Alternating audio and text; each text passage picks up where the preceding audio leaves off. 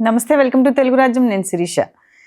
Maharashtra, Jharkhand assembly ఎన్నికల ఫలితాలు వెలువడ్డాయి. అయితే మహారాష్ట్రలో బీజేపీ కూటమి, జార్ఖండ్లో జేఎంఎం కూటమి తిరిగి అధికారంలోకి వచ్చాయి. అయితే ఈ విజయాలన్నీ కూడా మనకు ముందే అక్టోబర్ 22న తన జ్యోతిష్య ప్రజ్ఞతో ముందే చెప్పారు ప్రముఖ జ్యోతిష శాస్త్రవేత్త, తెలుగు రాజ్యం ఛానల్కి ఎంతో సుపరిచితులైన కశ్యప్ గారు. వారు అప్పుడు చెప్పిన విషయాలు మనం మరొకసారి చూద్దాం. ఇప్పుడు ఏకనాథ్ షిండే చీఫ్ మినిస్టర్ ఉన్నారు, వాళ్ళకి ఇద్దరు డిప్యూటీ చీఫ్ మినిస్టర్లు ఉన్నారు, దేవేంద్ర ఫడ్నవీస్ అండ్ అజిత్ పవార్. వాళ్ళ ముగ్గురు ఒక గ్రూపు. యువతలకు వచ్చేసరికి రాహుల్ గాంధీ వాళ్ళ గ్రూపులో శరద్ పవార్ అండ్ ఉద్ధవ్ ఠాకరే, వాళ్ళు ముగ్గురు గ్రూపులో ఉన్నారు. ఇక్కడ కూడా చూసినా వీళ్ళ గ్రహగతులు, వీళ్ళ జాతకాలను బట్టి చూసినా ఏం జరుగుతుందంటే, ఏకనాథ్ షిండే గారికి ఇప్పుడు రాహుదశ నడుస్తుంది, ఆయనకి 60% అడ్వాంటేజ్ ఉంది. దేవేంద్ర ఫడ్నవీస్ గారికి బుధ దశ నడుస్తుంది, అది 50% ఛాన్స్ ఉంది. ఇక అజిత్ పవార్కి కూడా బుధ దశ నడుస్తుంది. సో ఈ గ్రూప్లోకి వచ్చేసరికి ఇద్దరికేమో న్యూట్రల్, మోడీ గారికి పాజిటివ్, షిండే గారికి కూడా పాజిటివ్ నడుస్తుంది. ఇది వీళ్ళకి అడ్వాంటేజ్ ఉంది. ఈ నెక్స్ట్ గ్రూప్ చూసుకునేసరికి కాంగ్రెస్ అధ్యక్షుడు, కాంగ్రెస్ లీడరు రాహుల్ గాంధీ గారికి నెగిటివ్ నడుస్తుంది, శరద్ పవార్ న్యూట్రల్ నడుస్తుంది, ఈ ఉద్ధవ్ ఠాకరేది మాత్రం గురుదశ నడుస్తుంది, కానీ గురులో రాహు దశ. ఓవరాల్గా చూసుకుంటే ఈ బీజేపీ గ్రూప్లో ముగ్గురికి పాజిటివ్ నడుస్తుంది. ఇక్కడికి వచ్చేసరికి బీజేపీ గ్రూప్లో ఇద్దరికి పాజిటివ్, ఇద్దరికి న్యూట్రల్. ఈ కాంగ్రెస్ గ్రూప్లో చూసేసరికి ఒకటే పాజిటివ్, ఒకటి న్యూట్రల్, ఒకటి నెగిటివ్ నడుస్తుంది. సో దీన్ని బట్టి చూస్తే మనం ఏం చెప్పగలం అంటే, స్టేటస్ కో ఇదే కంటిన్యూ కావచ్చు. కాకపోతే ఇదివరకు వచ్చినంత మెజారిటీ రాకుండా బొటాబొటీ మెజారిటీతో మళ్ళీ ఆ బీజేపీ గ్రూప్ అధికారం రావటం కానీ, లేదా హంగ్ రావటం అనేది కూడా జరిగే అవకాశం మహారాష్ట్రలో కనిపిస్తుంది. ఇంకా జార్ఖండ్ విషయానికి వస్తే నేషనల్ లీడర్స్ ఇద్దరి పరిస్థితి అట్లానే ఉంది. మోడీ గారిది, రాహుల్ గాంధీ గారిది అలాగే ఉంది. అక్కడికి వచ్చేసరికి ప్రస్తుతం హేమంత్ సోరెన్ చీఫ్ మినిస్టర్గా ఉన్నారు. అతనికి ఇప్పుడు దశ బాగున్నది, గురుదశ. అతనికి మళ్ళీ తిరిగి అధికారంలోకి వచ్చే అవకాశం ఉంది. కానీ ఆయన రాహుల్ గాంధీ గ్రూప్లో ఉన్నారు. రాహుల్ గాంధీ నెగిటివ్ ఉన్నా హేమంత్ సోరెన్ పొజిషన్ బాగుంది కనుక వాళ్ళకి మళ్ళీ అడ్వాంటేజ్ ఉంది. అక్కడ బీజేపీకి వచ్చేసరికి బీజేపీలో మోడీ గారి పరిస్థితి బాగానే ఉన్నా, వాళ్ళు కంటెంట్ చేసి ముఖ్యమంత్రి అభ్యర్థిగా ప్రకటించిన బాబులాల్ మరాండి, ఆయన పరిస్థితి బాగలేదు. సో ఇదే పొజిషన్ మళ్ళీ రిపీట్ అయ్యే అవకాశాలు ఉన్నాయన్నమాట. నమస్తే కశ్యప్ గారు.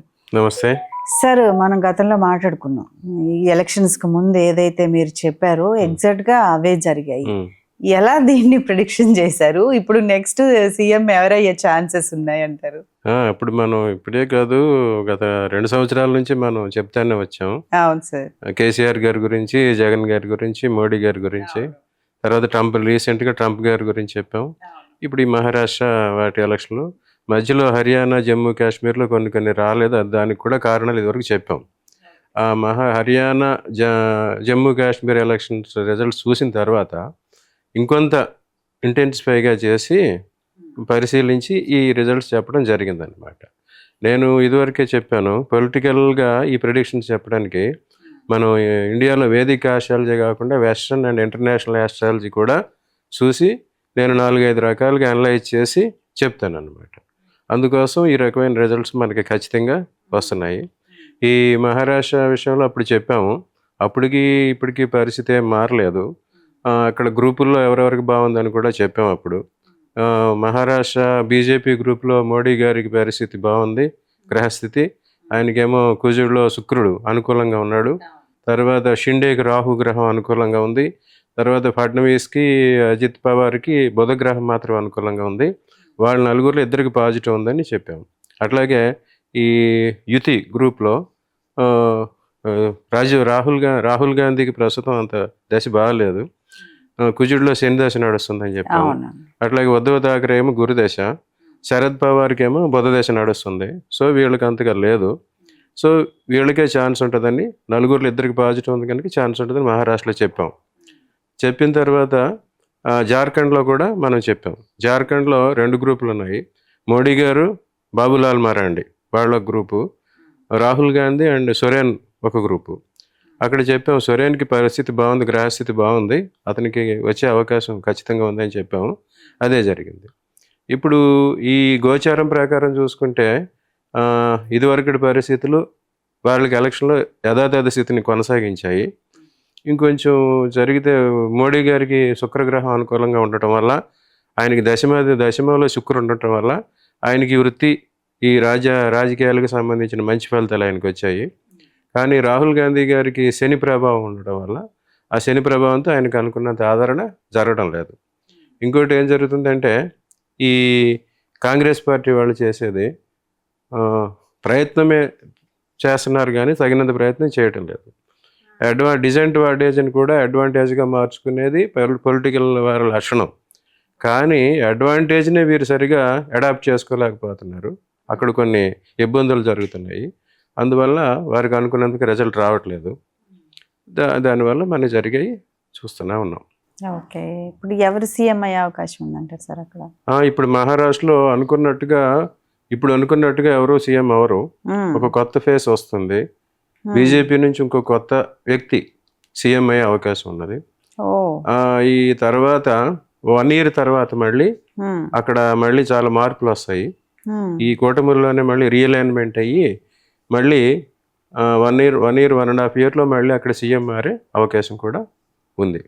ఓకే, ఇది ఇప్పుడు ఈ ప్రెడిక్షన్ వాళ్ళు చూస్తే వాళ్ళకి ఏమన్నా ప్రాబ్లం అవుదా సార్? అంటే ఇలా చెప్పేస్తున్నారు మీరు 1 year తర్వాత చేంజెస్ వస్తాయని.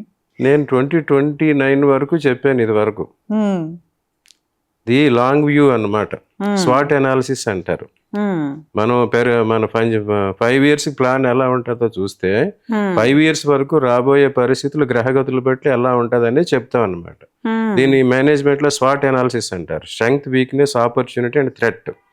ఎటువంటి స్ట్రెంగ్త్ మనకున్నది, ఎటువంటి వీక్నెస్ ఉంది, ఆపర్చునిటీస్ ఏంటి, మనకుండే ప్రమాదాలు ఏంటి, ఈ అనాలిసిస్ అందరూ చేసుకుంటూ ఉంటారు. పొలిటీషియన్స్ కానీ మేనేజ్మెంట్ కానీ ఎవరైనా అనాలిసిస్ చేసుకోవాలి. దాని ప్రకారం నేను ఆస్ట్రోవిజన్ ఇస్తున్నాను. గ్రహగతులు బట్టి ఎట్లా ఉంటుంది అనేది నేను లాస్ట్ ఈ ఆంధ్రప్రదేశ్ ఎలక్షన్ జరిగిన గవర్నమెంట్ ఫామ్ అయిన రోజునే 2029 వరకు ఎలా ఉంటుంది పరిస్థితి చెప్పాను. అట్లాగే రాబోయే పరిస్థితి కూడా చెప్పాను. నేను ఇదివరకే చెప్పాను, ఈ జ్యోతిష్యం అనేది గూగుల్ మ్యాప్ లాంటిది. జాతకం అనేదేమో యూజర్ మాన్యువల్ ప్రతి మనిషికి.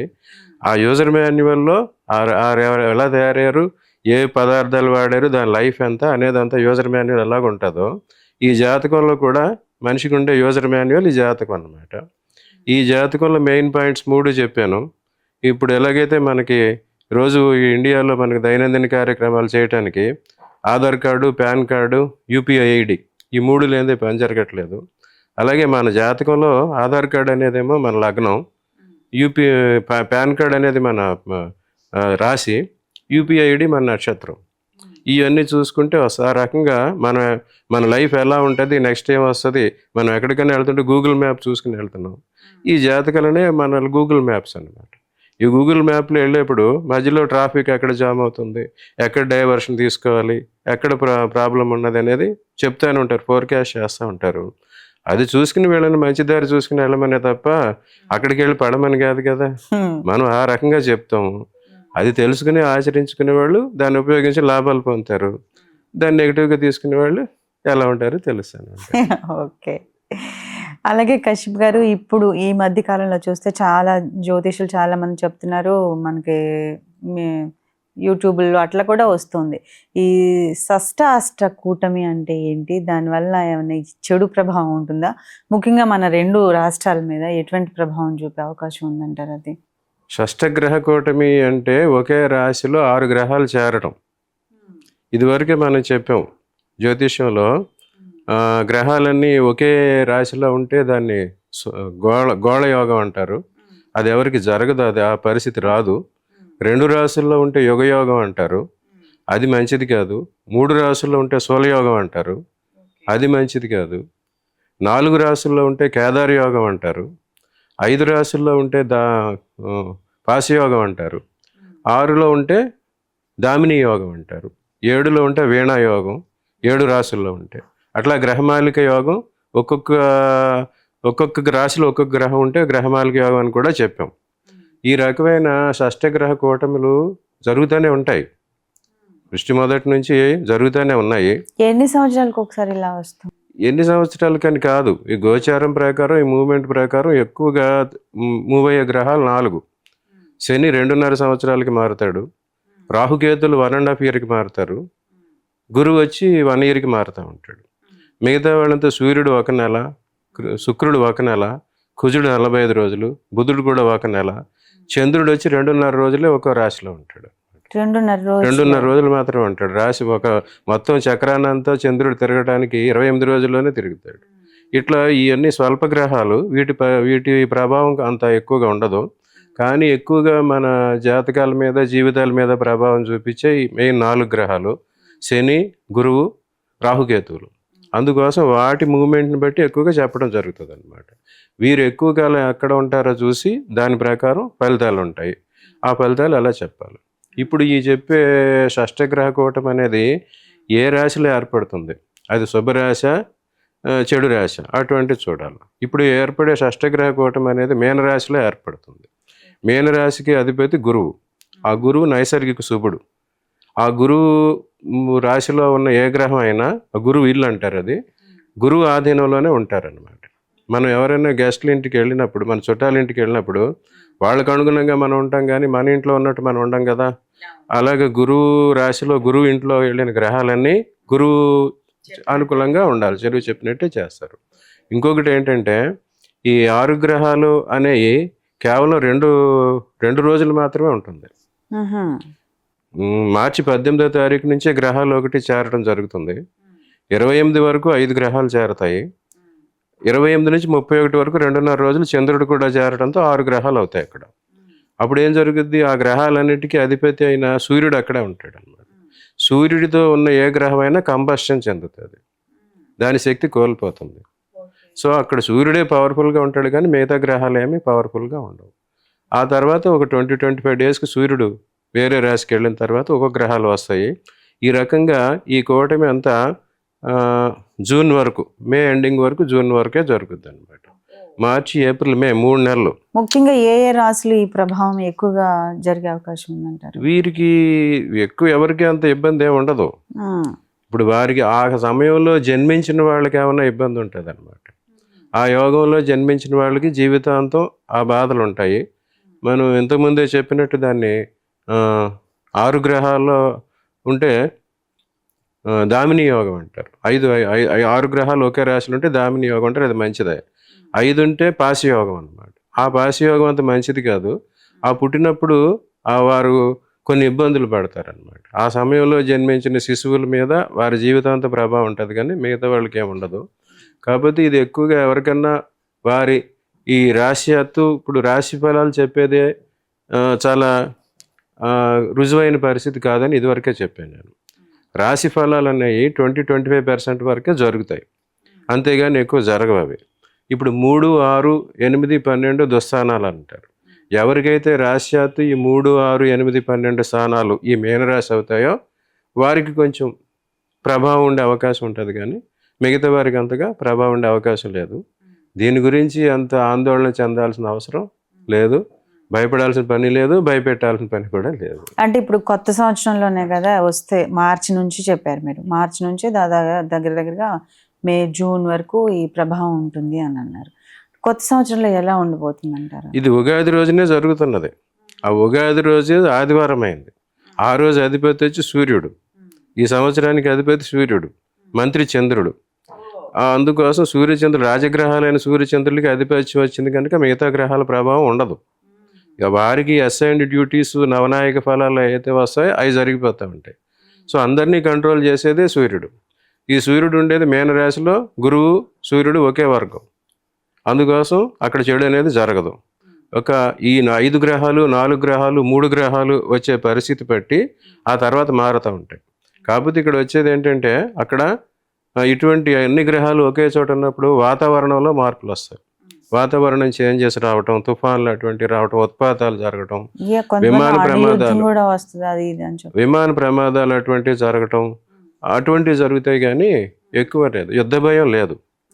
యుద్ధ భయానికి కారకులు ఎవరంటే, మనం ఇదివరకు కూడా చెప్పాము, కుంభంలో ఉన్న శని యుద్ధకారకుడు. కుంభంలోకి శని వచ్చినప్పుడు మొదలు యుక్రెయిన్ వార్ స్టార్ట్ అయింది, గల్ఫ్లో వార్ స్టార్ట్ అయినాయి. ఆ వార్స్ అన్ని రేపు జనవరి తర్వాత నుంచి తగ్గుముఖం పడదని ఇదివరకే చెప్పి, ఇప్పుడు కుంభంలో ఉన్న శని మేనంలోకి మారుతాడు. కుంభంలో ఉన్న శని యుద్ధాలు చేయిస్తాడు, కానీ మేన శని యుద్ధాలు చేయించడు. యుద్ధాలు ఆగిపోతాయి. రేపు మార్చి తర్వాత యుద్ధాలు ఆగిపోతాయి. ఓకే. జనవరి నుంచే మొదలవుతుంది. ఇదివరకు కూడా చెప్పాము, యుక్రెయిన్ వారు ఆగిపోవడానికి మన మోడీ గారు ఇది చేస్తారు, మధ్యవర్తిత్వం వహిస్తారు, ఆగిపోద్దని చెప్పాము. ఆ రకంగా మేనంలోకి వెళ్ళిన శని యుద్ధాలను ఆపేస్తాడు, కానీ యుద్ధాలు అనేవి జరగవు. కాకపోతే ఈ ప్రపంచం మొత్తం మీద మీరు అడిగిన దానికి చెప్పేది సమాధానం ఏంటంటే, ఒక్కొక్క ఏరియాలో ఒక్కొక్క గ్రహ ప్రభావం ఉంటుంది. ఒక్కొక్క ఏరియాలో కొన్ని మూలకాలు, ధాతువులు అటువంటివి ఉంటాయి అన్నమాట. ఇప్పుడు ఒక ఏరియా మనం చూసుకుంటే, ఉదాహరణకి పల్నాడు ఏరియాలో మిరపకాయలు ఎక్కువ పండుతాయి. అవును. ఆ మిరపకాయలకు అవసరమైన కారం ఆ నేలలో ఉంటుంది. ఆ కారం తిన్న వాళ్ళందరికీ తీవ్రత వస్తుంది. అట్లాగే యురేనియం నిక్షేపంగా ఉన్న ఏరియాలో, రాయలసీమ అటువంటి చోట యురేనియం ఇటువంటి ఖనిజాలు ఉంటాయి. సో వాళ్ళలో ఆ లక్షణం ఉంటుంది. బాంబులు తయారు చేయడం, ఏ రకమైన ధాతువులు అయితే మన శరీరంలో ప్రవేశిస్తాయో అటువంటి ప్రవృత్తి మనిషికి ఉంటుంది. అట్లాగే ఈ గ్రహాలన్నీ ఈ భూచక్రాన్ని అంతా ఒక్కొక్క ఏరియా, ఒక్కొక్క గ్రహం ప్రభావంలో ఉంటుంటుంది అన్నమాట. ఆ రకంగా ఈ ఖండాలన్నిటి మీద ఆధిపత్యం వహించే గ్రహాలు ఉంటాయన్నమాట. యూరప్కి అయితే శుక్రుడు, వెస్ట్రన్ కంట్రీస్కి శని, ఈ మన ఇండియాకి వచ్చేసరికి సూర్యచంద్రులు, గల్ఫ్ కంట్రీస్కి వచ్చేసరికి రాహుకేతువులు అధిపతులు. ఈ రాహుకేతువుల ప్రభావం వల్ల అక్కడ ఎప్పుడు యుద్ధ భయం, చంపుకోవడం, చావడం జరుగుతూ ఉంటుంది. అది ఎప్పుడు రావణ కాష్టంలాగా అలా జరుగుతూనే ఉంటుంది. ఆ గ్రహాల ప్రభావం వల్ల అలా అనిపిస్తుంది. అది జరిగేది. ఓకే, థ్యాంక్ యూ అండి. Please do subscribe to Telugu Rajyam channel. Please do subscribe to Telugu Rajyam channel. Please do subscribe to Telugu Rajyam channel. Hi అండి, నేను మీ ఆర్పీని, నెల్లూరు పెద్దారెడ్డి చేపల పులుసు ఓనర్ని. మీరు తెలుగు రాజ్యం అనే ఈ యూట్యూబ్ ఛానల్ సబ్స్క్రైబ్ చేసుకుని మంచి మంచి వీడియోలతో వస్తారు. Thank you so much. Hi people, I'm Sonakshi Verma and you please watch Telugu Rajyam and please subscribe to the channel.